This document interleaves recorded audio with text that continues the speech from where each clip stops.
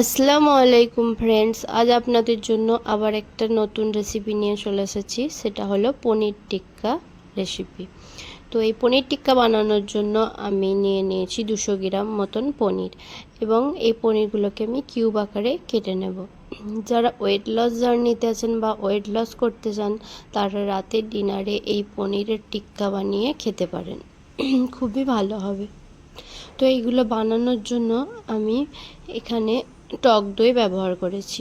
তো এখানে নিয়ে নিচ্ছি 2 চামচ টক দই, 1 চামচ লঙ্কা গুঁড়ো, গোলমরিচ গুঁড়ো, তারপরে তন্দুরি মশলা, তারপরে জিরে গুঁড়ো, পরিমাণ মতন লবণ আর আদা রসুনের পেস্ট।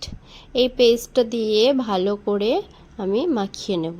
তারপরে পনিরটা দিয়ে আমি এটাকে কিছুক্ষণের জন্য রেস্টে রাখবো। আধা ঘন্টাও রাখতে পারেন বা 15 মিনিটও রাখতে পারেন।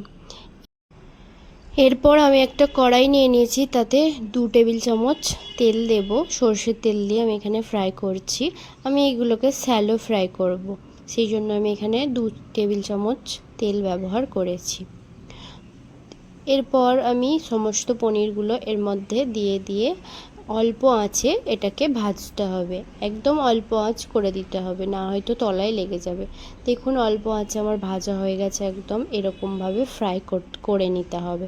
তো বন্ধুরা, আপনাদের এই রেসিপিটি কেমন লাগলো অবশ্যই আমাকে কমেন্ট করে জানাবেন, আর আমার চ্যানেলে নতুন হয়ে থাকলে আমার চ্যানেলটা সাবস্ক্রাইব করে রাখবেন। তো আজকের মতন টাটা, আল্লাহ হাফেজ।